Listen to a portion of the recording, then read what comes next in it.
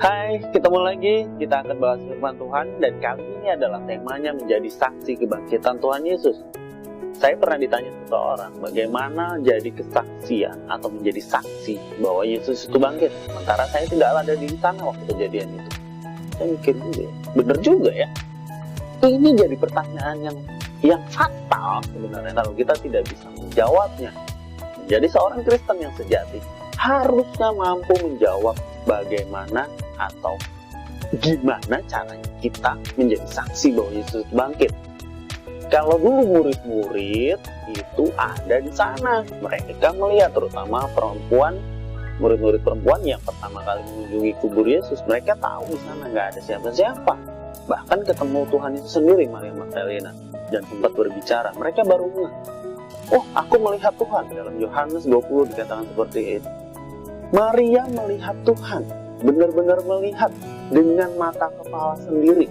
Beda dengan kondisi kita sekarang yang tidak bisa melihat fisik Tuhan Yesus sendiri. Oleh sebab itu, bagaimana caranya seorang Kristen menyaksikan kebangkitan Tuhan Yesus? Ini yang jadi kita mau cari tahu. Kalau kita melihat bahwa murid-murid itu bukan sekedar seperti kita, sekolah dari SD 6 tahun, terus 3 tahun ke SMP, ke SMA, lanjut lagi, ada tahun-tahunnya. Tapi kalau mereka menjadi murid, mereka itu hidup bareng bersama Tuhannya, bersama gurunya, sehingga mereka tahu cara berpikir Tuhannya, cara berpikir gurunya, bagaimana menyikapi keadaan yang seperti ini di konteks zaman saat itu, bagaimana menghadapi ahli Taurat yang mancing-mancing keributan dengan pertanyaan-pertanyaan, atau bagaimana dengan orang-orang banyak yang butuh makan, menyikapi. Mereka ada di sana, mereka tahu bagaimana Tuhan sendiri berpikir. Mereka mengerti, mereka seharusnya ya, mengenali Tuhan Yesus yang lebih dalam. Kenapa? Ada di sana. Bisa ditanya langsung, Tuhan kenapa sih? Seperti perumpamaan penabur.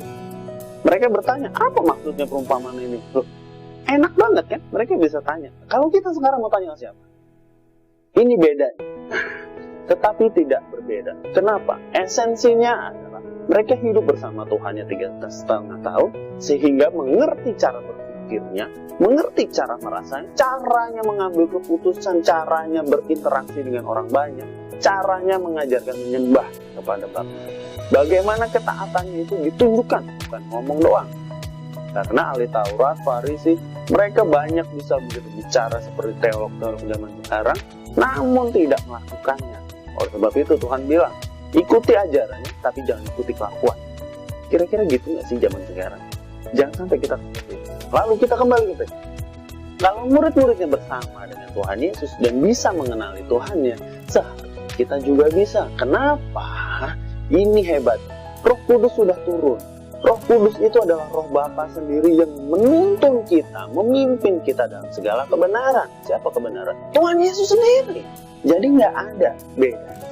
Bedanya kita cuma nggak bisa menyentuhnya, tetapi menyelami pikiran perasaannya Tuhan bisa, dan itu yang utama. Sehingga untuk menjadi saksi, kita harus jadi saksi yang bisa dipercaya dulu.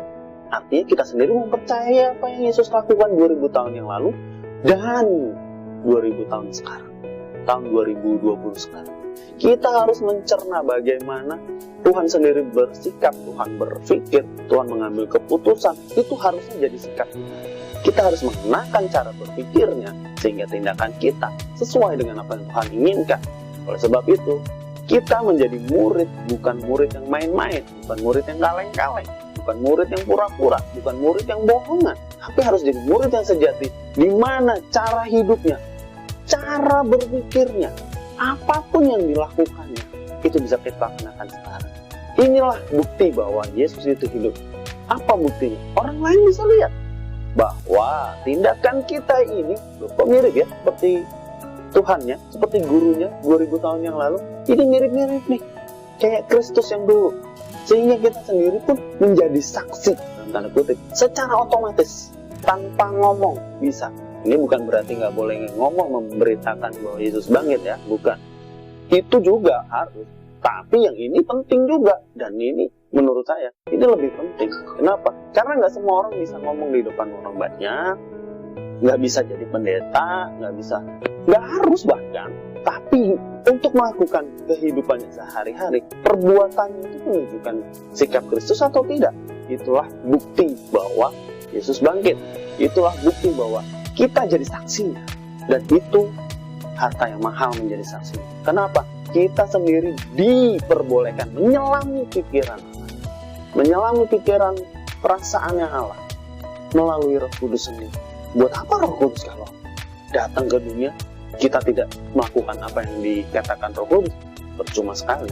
Tentu kita tidak dituntun kepada kebenaran, tapi kepada kesesatan, kepada pemenuhan kebutuhan jasmani, kepada keegoisan kita, kepada kesenangan kita, bukan kesenangan Tuhan Yesus atau Bapa.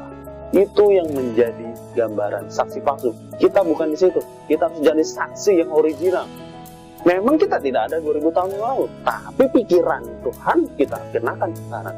Sehingga tidak bisa orang mencela. Orang ini kelakuannya sangat tidak pantas, pas Tuhannya salah. Itu kalimat itu tidak ada. Tapi yang ada adalah orang ini pasti Tuhannya benar. Kenapa? Karena dari kelakuannya kita bisa melihat bahwa ini seperti Tuhannya dulu. Kalau dimarahin, kalau dicela orang, difitnah orang, diomongin, digibahin, diapain, tenang aja, nggak marah. Tenang aja, tidak emosi, tidak temperamen.